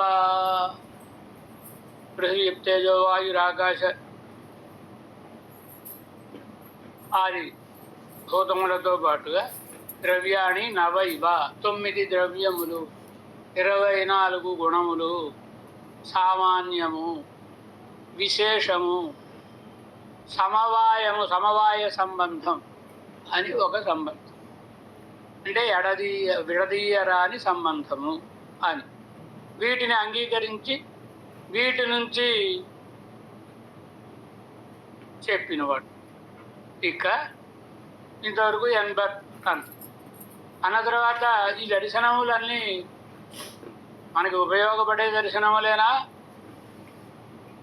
పరిపూర్ణంగా ప్రామాణికములా అంటే కాదు అని చెప్పాలి. అందుకని ఒక్కొక్క సిద్ధాంతాన్ని మళ్ళా కొన్ని సిద్ధాంతములను సాయిస్తున్నాం. చార్వాక దర్శనాన్ని லோகாயதிகன் பிருத்திவியாதி பூதங்கள் நாலினுடைய கூட்டரவிலே చైతన్యం ఎందరు ధర్మం పెరక్కం அதுக்குண்டான ஸ்வர்க நரகங்கள் அவத்தினுடைய பிறவிலே చైతన్యం நசிக்கும் அவர் ஒன்றுமில்லை என்றது அவனுடைய சித்தாந்தம். లోకాయతికన్ చార్వాకుడు, చార్వాక మతం. చార్వాకుడు అంటే చారు వాకము, అందముగా నుండి మాటలను మాట్లాడుట. ఎవరికైనా ఏం నచ్చుతాయండి? తెల్లవారుజామునే 5ంటికి లేవాలి, చన్నీళ్ళ స్నానం చేయాలి, మడిబట్టలు కట్టుకోవాలి, తిరువారాధన చేయాలి, ఇవన్నీ చెప్పారు అనుకోండి. అబ్బో ఎవరండి బాబు చేసేదండి, స్నానం అక్కర్లేదు, బాణం అక్కర్లేదు. ఎంత బాగుందండి ఈ మాట. కనుక ఈ స్నానం చేయమనే మాట అంటే కొంచెం ఇబ్బందికరం, కానీ లోకానికి బాగుంటాయి. తిరువధ్యయనాలు అక్కర్లేదు, ఏమీ అక్కర్లేదు. తిరువధ్యయనం పెట్టాలా? నువ్వు ఎవరినో కూర్చోబెట్టి సాపాటు పెడితే మీ పితృదేవతలకు ముట్టుతుందా? భస్మీభూతస్య దేహస్య పునరాగమనం కుతః. నువ్వే కదా తీసుకెళ్ళి మళ్ళీ ఎక్కడ వచ్చేస్తాడు అని భయపడి భస్మీభూతం చేసేసావు. శ్మశానానికి తీసుకెళ్ళి ఆ శరీరం దగ్ధం అయిపోయిన తర్వాత మళ్ళీ తిరిగి వస్తాడా?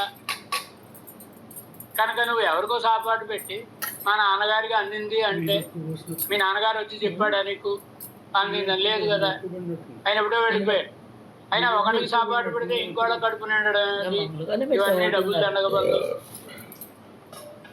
ఏది మేడ మీద ఒకటికి సాపాటు పెట్టు, కింద వాడిని కూర్చోబెట్టు, ఒరే నీకు కడుపు నిండిందా అని అడుగు కింద వాడిని. మేడ మీద వాడికి సాపాటు పెడితే కింద వాడికి కడుపు నిండుతుందా? బ్రాహ్మణుడి పొట్ట తపాలా పెట్టయ్యా చేదంటే తపాలా పెట్టి మనం ఉత్తరం వేస్తే ఊరెడుతుందండి. మరి బ్రాహ్మణుడి పొట్టలో మనం సాపాటు పెడితే అదేమిటి మీ నాన్నగారికో తాతగారికో అందుతుందా? అతీంద్రియములైన విషయములలో ఈ ఉపన్యాసం ఏదో దాంట్లో వచ్చి చార్వాక మతం. ఈ ఉపన్యాసం హైదరాబాద్లో అహోబిల మఠంలో చెప్తుంటే ఉపన్యాసం అయిపోయిన తర్వాత ఆయన నుంచి కౌగలించుకున్నాడు. మీరు చెప్పిన ఈ యుక్తి నాకు చాలా బాగా నచ్చిందండి. ఆ స్వామివారు చెప్పిన ఇప్పుడు పోస్ట్ ఆఫీస్కి పూర్వం, మరి పోస్ట్ ఆఫీస్కే కదండి, కొన్ని బ్యాంక్ అనుకోండి, బ్యాంక్ వెళ్ళామండి. వెళ్ళి కొత్త నోట్ల కట్టలు 500 కట్టలు 5 ఇచ్చామండి. ఇచ్చి మా అబ్బాయికి పంపించాలండి అని. మీ అబ్బాయి అకౌంట్ నెంబర్ ఏమిటండి అడిగాడండి. ఆయన ఆ కంప్యూటర్లో ఏదో కొట్టాడండి. మీ అబ్బాయికి చేరిపోయిందండి అని అనగానే ఆయన కర్రపుచ్చుకుని, నేను ఇచ్చిన నోట్లు ఇక్కడే ఉన్నాయి, మా అబ్బాయికి అందాయంటావా అని కొట్టొచ్చేటండి. మరి ఆ నోట్ల కట్ట అక్కడే ఉందిగా, మరి వాళ్ళ అబ్బాయికి ఎలా అందిందా లేదా, ఆయన అకౌంట్లో ఆ డబ్బులు పడ్డాయా లేదా, ఆయన ఖర్చు పెట్టుకుంటున్నాడా లేదా అందింది. ఇది మామూలు లౌకికంగా చూస్తే. వైదికంగా దేవల స్మృతి మొదలైన స్మృతులు చెప్పాయి మనకి. ఏమని? మరణించిన వారు ఏ లోకంలో ఉంటే నువ్వు వారిని గురించి ఇక్కడ చేసినటువంటి పైతృకమైన ఈ క్రియాకలాపం, తిరువధ్యయనం, అధ్యయనం అంటే అందరికీ తెలుసు. ఆ క్రియాకలాపంలో ఆ ద్రవ్యం, అందుకనే ఇప్పుడు సింహాచలం దేవాలయం ఉందనుకోండి, బ్రాహ్మణార్థం ఉన్న తరువాత ఆ రోజు ఆయన దేవాలయానికి వెళ్ళడానికి పనికిరాడు. బ్రాహ్మణార్థం పెట్టిన ఆయన వెళ్ళొచ్చు దేవాలయం, కానీ బ్రాహ్మణార్థం ఉన్న ఆయన పనికిరాడు దేవాలయంలో సేవ చేయడం. ఎందుకు పనికిరాడు అంటే ఆ రోజు వాళ్ళు ఎవరో కూర్చుంటారండి ఆయన మీద. కనుక ఆ రోజు మరి అందుకోసమనే కదా శాస్త్రీయమైన ప్రక్రియలో వాళ్ళకి పాదాలు కడిగి అంతా చేసి ఆ పితృదేవతల్ని వాళ్ళ మీద ఆహింపజేసి, కనుకనే శాస్త్రంలో కూడా బ్రాహ్మణార్థం ఉంటే వైశ్వదేవస్థానంలో ఉంటే ఎంత జపం చేసుకోవాలి, పితృస్థానంలో ఉంటే ఎంత జపం చేసుకోవాలి, శరార్థ సంరక్షక విష్ణు స్థానంలో ఉంటే ఎంత జపం చేసుకోవాలి. ఆ జపం చేసుకుంటే కానీ శుద్ధి, మర్నాడు జపం చేసుకుంటే కానీ శుద్ధి కలగదు, కైంకర్యానికి పనికిరాడు అని శాస్త్రం చెప్పిన మాట. కనుక వాళ్ళు ఏ లోకంలో, ఒకవేళ గోవు రూపంలో ఉన్నాడు అనుకోండి, ఆయన గ్రాసన్ రూపంలో ఆయనకి ముడుతుంది. ఆయన దానవ రూపంలో ఉన్నాడు అనుకోండి, తరువాతి జన్మలో ఆయనకి మాంస రూపంలో ముడుతుంది. ఆయన ఏ రూపంలో ఉంటే ఆ రూపంలో పితృదేవతలకు ముడుతుంది. వాళ్ళకి ప్రతినిధులు ఉంటారుగా. గవర్నమెంట్కి డబ్బు కట్టాలి అంటే గవర్నమెంట్ ఏమన్నా రూపంగానే వస్తుందో మన దగ్గరికి? అక్కడ ఎవరో గుమస్తానో ఎవరో ఉంటారు, వాళ్ళకి డబ్బులు ఇచ్చేస్తాం, అందుతుందా లేదా వాళ్ళకి? అలా పితృదేవతలోని కొందరు ఉంటారు, వాళ్ళు వీటిని అన్నింటినీ స్వీకరిస్తారు. పితృలోకం అని ఒక లోకం ఉంది, వాళ్ళు ప్రతినిధులుగా ఉంటారు. వాళ్ళు ఒకవేళ ముక్తిని పొందారనుకోండి, ఆయన ముక్తిని పొందిన తర్వాత వైకుంఠంలో ఏం అక్కర్లేదుగా, వాళ్ళ దాకా ఇవేం వెళ్ళవు. వాటిని ఈ లోకంలోనే సద్వినియోగం చేస్తారు పితరులు. మరొకరికి ఇలా ధ్యానాలు పెట్టిన వాళ్ళు ఎవరైనా మనం మాత్రం పెట్టి తీరాలి. మా నాన్నగారికి వైకుంఠం వచ్చేసిందని 13వ రోజున కాళ్ళు అడిగినప్పుడు చెప్పేస్తారు కదా, కనుక నేను ధ్యానాలు పెట్టక్కర్లేదండి అనుకోకూడదు. మనం బతుకున్నంతకాలం పెట్టాల్సి. పుత్రుడుగా మన కర్తవ్యం. ప్రత్యబ్దం భూరిభో జనా, పెద్ద కొడుకుగా అనిపించుకోడు. ప్రతి ఏడాది ధ్రువధ్యయనం అన్నాడు. తన ఆప్తులైన వాళ్ళందరినీ పెట్టుకుని, ఇంకా సంప్రదాయంలోకి పెడితే తిరువధ్యయనం మర్నాడు అందరినీ పిలుచుకుని సాపాటు పెట్టు. ఒకవేళ ఎవరైనా తిరువధ్యయనం సాపాట్లు చేయని వాళ్ళు ఉంటే, వైదికులైన వాళ్ళు, పరమశ్రోత్రి, అలాంటి వాళ్ళ కోసం మర్నాడు సాపాటు తది ఆరాధన పెట్టు. ఏదైనా వారిని స్మరించుకుని, ఈ శరీరం ఇచ్చిందే వాళ్ళు కదండి, వాళ్ళు లేకపోతే మనం ఎక్కడి నుంచి వచ్చాం? ఈ తెలివితేటలు ఇవి అన్నీ మన సొంతమా కదా? కనుక పుత్రులుగా మనం బ్రతుకున్నందుకు కొందరు చేతులు చూపేసుకుంటారండి. బద్రి వెళ్ళి వచ్చేసామండి మేము అని. అంటే బద్రి వెళ్ళి వచ్చేస్తే ఇక పెట్టక్కర్లేదు అని. ఏం లేదు, పెట్టాలి. ఇంత శాస్త్రీయంగా అక్కర్లేదు. ఈ దర్భలు నువ్వులు అక్కర్లేదు. కానీ బదరి వెళ్ళి వచ్చినా నువ్వు ఉన్నంతకాలం నీ కోసం నువ్వు చేసుకోవాల్సింది. ఎక్కడి దాకా వెళ్ళిపోయి ఉండి మనం చారువాకు దశ. ఇవేది అక్కర్లేదంటే బాగుండదు. చారువాకుడు అంటే అదే. వాడి ఉద్దేశ్యంలో చాలా అందంగా చెప్పేశానండి. రుణం కృత్వ ఘృతం పిబే, అప్పు చేసైనా హాయిగా నెయ్యి వేసుకుని సాంపాటు చేయరాని ఆయన. మరి అప్పు తీర్చకపోతే అండి, నువ్వేంటి? అసలు మరో జన్మ లేదు కదా. పుణ్యం పాపం ఏమిటి, నరకం స్వర్గం ఏమిటి? ఈ లోకంలో సుఖపడ్డావా స్వర్గం, ఈ లోకంలో కాళ్ళ నొప్పులు చేతుల నొప్పులు అన్నావా నరకం. స్వర్గం నరకం వేరే ఎక్కడో లేవు, ఈ లోకంలోనే ఉన్నాయి. కనుక పరలోకం అనేది లేదు. కనబడునదేదో అది ఏ ఉన్నది, కనబడనిది లేదు. చార్వాక మతం లోకాయతికన్, లోకమంతా వ్యాపించిన మతం. మరి ఇలాంటిది లోకమంతా వ్యాపించదండి ఇలాంటి మాటలు చెబితే. పృథివ్యాది భూతంగల్ నాలినుடைய கூட்டரவிலே చైతన్యం ఎందరు ధర్మం పిరకం. పృథివీ, ఆపస్సు, తేజస్సు, వాయువు 4 భూతం. తర్వాత వీళ్ళు ఆకాశాన్ని కూడా చేర్చుకున్నారు. చర్వాకుని మతంలో 4 భూతములు, 5వ భూతాన్ని కూడా. ఆకాశం అంటే అవకాశమే ఆకాశం కనుక వాడు దాని భూతంగా అంగీకరించలేదు. కానీ అది కూడా కలుపుకుంటే 4. మనం మాట్లాడుతున్నామండి. మాట్లాడుతున్నామంటే చైతన్యం ఉంటేనేగా మాట్లాడతాం. మామూలు శరీరం మాట్లాడగలదా? వ్యక్తి వెళ్ళిపోయిన తర్వాత శరీరం మాట్లాడగలదా? మాట్లాడలేదుగా. మరి ఎలా మాట్లాడుతున్నాడండి అంటే, భూమిలో ఉందా చైతన్యం, నీటిలో ఉందా, నిప్పులో ఉందా, గాలిలో ఉందా, ఎందులో ఉంది చైతన్యం? ఈ 4గిట్లోనూ లేదు. మరి 4గిట్లోనూ చైతన్యం లేకపోతే వీడిలో చైతన్యం ఎలా వచ్చింది? ఎలా వచ్చిందంటే వాడు చెప్పే మాట, నాలినుடைய కూట్టరవిలే చైతన్యం ఎందరు ధర్మం బెరకం. 4 భూతాలు కలిసేటప్పటికీ అందులో చైతన్యం అనేటటువంటి ఒక ధర్మం కలుగుతుంది. ఈ కదలడాలు ఇవి ఇవి అని వస్తాయిగా అని దానికి ఉదాహరణ చెప్తాడు. அதுக்குண்டான స్వర్గ నరకంగల్ అవత్తునుடைய పిరవిలే చైతన్యం నసిక్కు. ఈ చైతన్యం ఉంది కనుక సుఖ దుఃఖములు, స్వర్గ నరకం అంటే సుఖ దుఃఖములు ఇవి అన్నీ కలుగుతాయి. శరీరానికి కలిగేవే ఇవన్నీ. ఈ చైతన్యం ఉండడం వలన కదా తెలుస్తుంది. మరొకదానికి కష్టం సుఖం తెలియదుగా. ఈ 4 విడిపోయాయి అనుకోండి, చైతన్యం ఎగిరిపోతుంది. ఏం లేదు, ఇంకా ఇంతే వాడు చెప్పే సిద్ధాంతం. అవరు ఒன்றும் இல்லை என்பது அவனுடைய సిద్ధాంతం. దీన్ని సర్వ సిద్ధాంత సంగ్రహంలో, సర్వదర్శన సంగ్రహంలో విద్యారణ్యులు బాగా వివరి. ఇప్పుడు తాంబూలం వేసుకుంటున్నామండి. తామలపాకు పచ్చగా ఉంటుంది, సున్నం తెల్లగా ఉంటుంది, ఏదో మరో రంగులో చెక్క ఉంటుంది. వీటిని మనం నవిలము.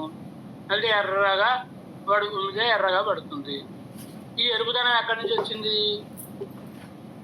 ఈ ఎర్రదనం ఆ తమలపాకులో ఉందా, మరొకదానం ఉందా, మరో ఎందులోనూ లేదు. మరి కొత్త ధర్మం ఒకటి వచ్చిందా లేదా? వీటి కలయికలో కొత్త ధర్మం వచ్చిందా లేదా? అలాగే ఈ 4 భూతాలు కలిస్తే చైతన్యం అనేటటువంటి ఒక ధర్మం వచ్చింది అని వాడు చెప్పి. అలాగే కిండ్వాదిభ్యో మతశక్తివత్, కిండ్వాదిభ్యో మతశక్తివత్ మనం చూస్తాము. కిండ్వాదిభ్యో మతశక్తివత్, కిండ్వం నింద్యమైనటువంటి ద్రవ్యం సూర. వాటిని ఏం చేస్తారు? పూర్వం ఆ సర్పవరంలో అక్కడెక్కడ ఎవరో ఉండరు కనుక ఆ భూమిలో పాతి పెట్టేవారు. పాతి పెట్టిన తర్వాత ఎప్పుడో బయటికి తీస్తే దానికి ఏమొస్తాయి? చెడ్డవాసనలు వస్తాయి. దానివల్ల ఏదో కొంచెం మత్తు కలగడం ఇలాంటివన్నీ కలుగుతాయి అని. అంటే ఆ ద్రవ్యముల కూట్టారు సముదాయం.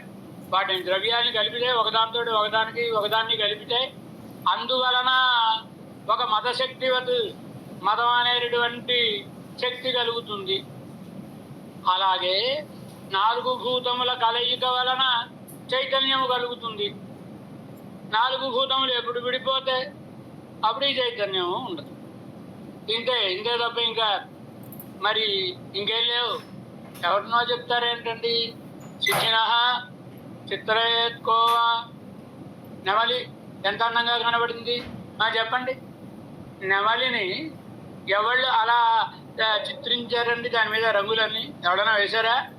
సహజ సిద్ధంగా దానికి ఉండేటటువంటిది. అంతే తప్ప ఈ లోకమే ఉంది, పరలోకం అనేటటువంటిది లేదు. పరలోకం ఉంటే కదా పుణ్యం పాపం ఎలా నడుచుకోవాలి, ఎలా నడుచుకోకూడదు, ఇలాంటి నియమాలన్నీ. పరలోకం లేదు కనుక యావజ్జీవం సుఖం జీవే, సుఖంగా ఉండు. ఏదో చెప్తాడు వాడు. సుఖం అంటే స్వర్గం అంటే ఏమిటి? స్వర్గం అంటే ఏమిటండి? ఏమిటి స్వర్గం? వాడు నా వధువుతోటి కలిసి ఉండడం, ఇష్టమైన పదార్థాలను భుజించడం, ఇదే స్వర్గం అంటే. స్వర్గం అంటే వేరే ఇంకేమీ లేదు అని. ఇవేవి లభించకపోతే దుఃఖం. ఇదే నరకం.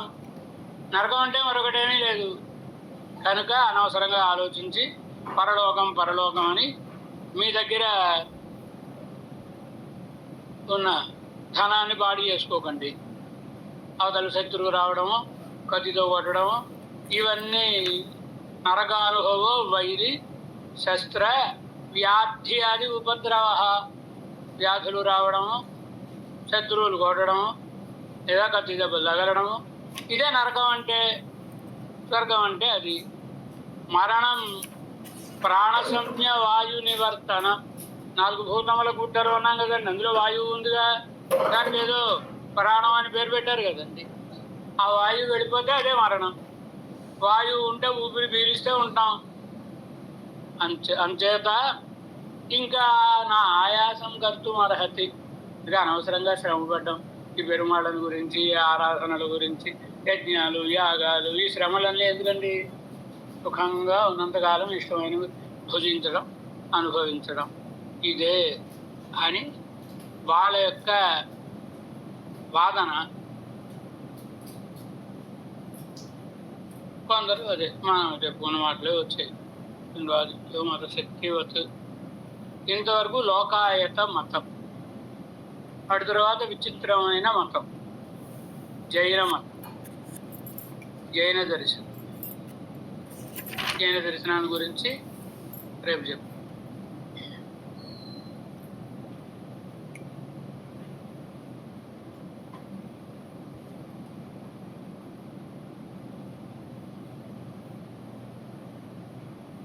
ఇవాళ మన ఈ మాటలు ఆళ్వారి తిరునాహరలో కూడా వినిపిస్తున్నాయండి. మా అమ్మాయి అక్కడికి వెళ్ళింది, ఆ చింతచేడు దగ్గర కూర్చొని ఈ ఉపన్యాసం వింటున్నారు వాళ్ళకి కాలక్షేపం. కనుక ఆళ్వారి తిరునాహరలో కూడా మన భగవద్ విషయ కాలక్షేపం సాగింది.